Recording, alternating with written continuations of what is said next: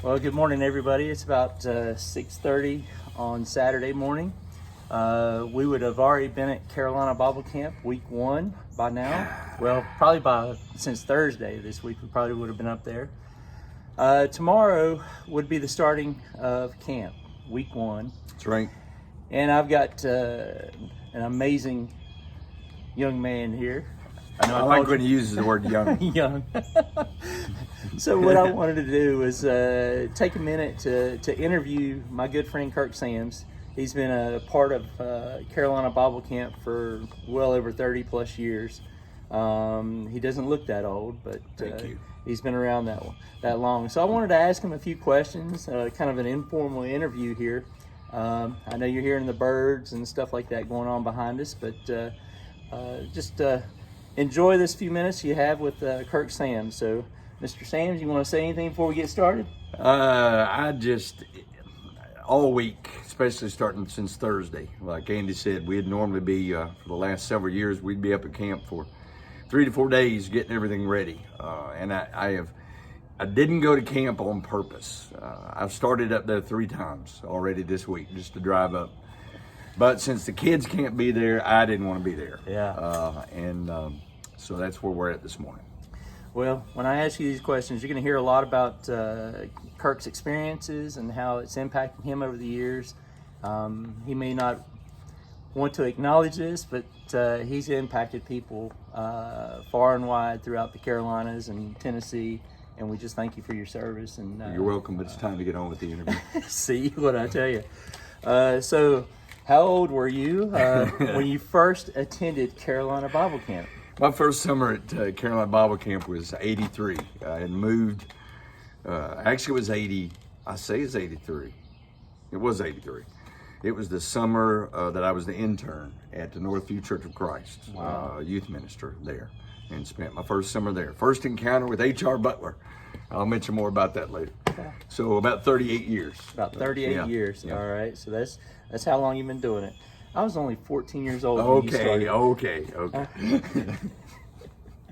All right. So since you've been coming since 1983, how many different camp locations have you experienced? See, it was hard to remember that. I think I remember Women of the World real vividly over in Asheville. There was a camp in Asheboro, and I don't remember. See, Janet's going to fuss at me for not remembering all these names. Should have looked it up, but I didn't. Women of the World? Women of the World was in Asheville. Asheboro, Susan Barbara Jones over somewhere, east from here. So I think 3 different camps before we got to Moxville. That's where it was at. One of my most vivid memories of one of those was, I don't think it was Women of the World. The seniors were having the big softball game, which was a big deal back in the day. And the juniors, and this was when there was just two weeks. And it was the juniors hit the top of the hill with water balloons. They had surrounded all the seniors and they interrupted the big game. And it was just one of the coolest moments that had occurred at camp. People went from being, "What are you doing?" to just this melee of fun. Oh, so that's always when it's fun. Yeah. The impromptu kind of stuff that happens at camp. So what has kept you coming back all these years? The kids. It's selfishly our relationships through the years, and when you mentioned there's so many different people that come to mind through the years, but it's been the kids. It's been just the innocence they bring, the energy they bring to camp, the way they come in every year, just fired up, and even the ones that come in and have this deer in the headlight look in their eyes, first time they've been away from home, first time. Just get them through Wednesday, right? Yeah. If you make it past Wednesday, it's pretty good. It's pretty good. That is true. Oh my goodness. Share your favorite memory of camp. Gosh. Well, I guess favorite memory is easy. The baptism of my 2 children, Caleb and Hillary. That one's easy. There have been so many through the years. One especially being watching Bubba Pinkston walk on the lake. Walking on the water. Yeah. When we did all the different things we've done through the years. I think that was the year of the miracles of Jesus. And Tim and Brett put scaffolding. Well, I helped, but they did most of the work. Put scaffolding, which there's some of it still in the lake, by the way, down there. But and then put plywood just above. I hate to do, because some of the kids still think Tim walked on water. So I hate to ruin that for some of the kids out there. What? You didn't walk on water? He's not Jesus. Okay, yeah. But there's so,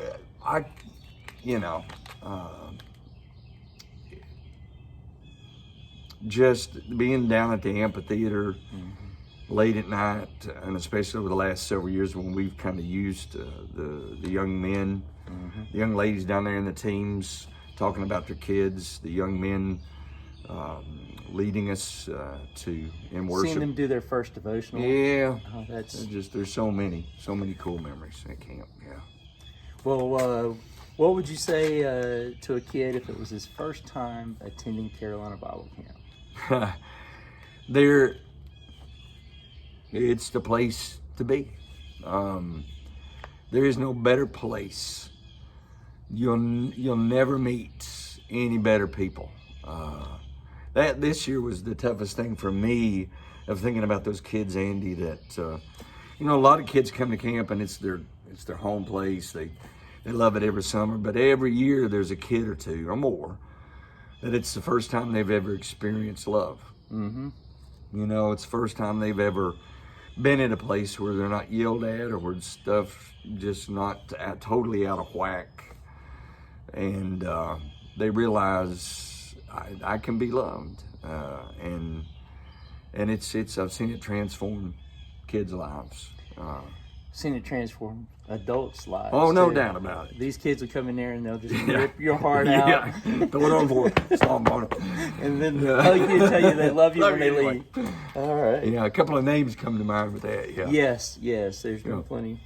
So this last question is going to really put you on the spot. And you probably won't answer it directly, but I'm going to put you on the spot anyway.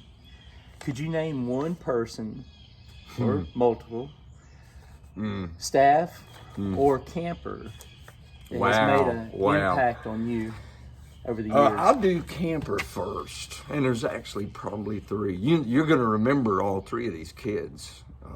Through the year, there have been others years prior, but even I think of Mary. Oh, I remember her singing down at the amphitheater. Yeah. First night we were down there, I go, what? No, just this gorgeous voice, but at the decibel level, hardest she could sing. And there were other things about Mary.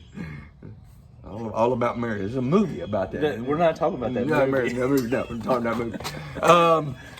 Then Lucas and Hannah. Yes. Oh, wow. Yeah. And it wasn't two special needs kids from Raleigh. It wasn't as much them, although they're phenomenal kids and phenomenal parents. But it was the way the kids reacted to them. I mean, we had at that time, camp was not set up as well as it needed to be for kids in need. Right. And our kids went above and beyond. Counselors, campers. Yeah, campers. That loved on those kids and welcomed them. And it was, I went in that week going, how are we going to do this? And the kids showed me, this is how we're going to do this. We're going to love them. We're going to do what we need to do. Staff, tough. You, man. And I mean that, but I know you're asking about, but probably two names, signature names, old school names. HR Butler introduced me. I remember the first, I was afraid of HR. The first summer, 83, when I walked on the campus, fresh out of, hadn't even finished college yet. Probably 20, 21, something like that. And that was back in the day. There were 12 on staff. That's what it felt like. Oh, wow. We talked, we counseled, we cleaned the kitchen, did all the athletics. I mean, you had, there was, I think 12 of us was on staff is what I remember. There's more than that. Hey, somebody's going to come back. Hey, there were more people than that. Because now in the day, oh, wow. 45. And don't even count mine. Yeah, either one of us. But and then most signaturely, lost him recently, Wilson Burton. Mr. CBC. Amen. And I know a lot of folks refer to HR's in that same category too of his love for, but there was no more servant-hearted individual that ever walked the face of the earth. I mean, just loved the kids, loved camp in such a powerful way. I've been so appreciative through the years of those who have continued that legacy, and so bummed that we're not there this morning instead of riding 15 to 30 miles. Now, what are we going to run? I told you I'd let you know at the halfway point when we start to head back. All right. Well, I guess the one last question. If you had one thing to say to these campers that aren't able to come this year, what would that be? One thing we've told you through the years, CBC is the place to be. There's a little camp in Moxville where we gather together, and God shows up every year. His Son, His Spirit, but He shows up all around. I mean, He's here this morning. Anytime we're together, and I know that's what we're not together, but it's a little catchphrase that we've started at Kannapolis. We're not together physically, but we can still be together spiritually. And I wrestled this year. Andy and I talked, other directors, I talked with them, talked to Randall. We thought about doing some classes, but it's about the place and the people. And looking at one of us from a living room somewhere wouldn't be quite the same. So Lord willing, we'll pause for a year, hit the pause button, but then we'll come back in. We'll get connected. In fact, that's right. That's the theme for 2021, week 1. Connected. All right. John 15, a little commercial there. Yeah.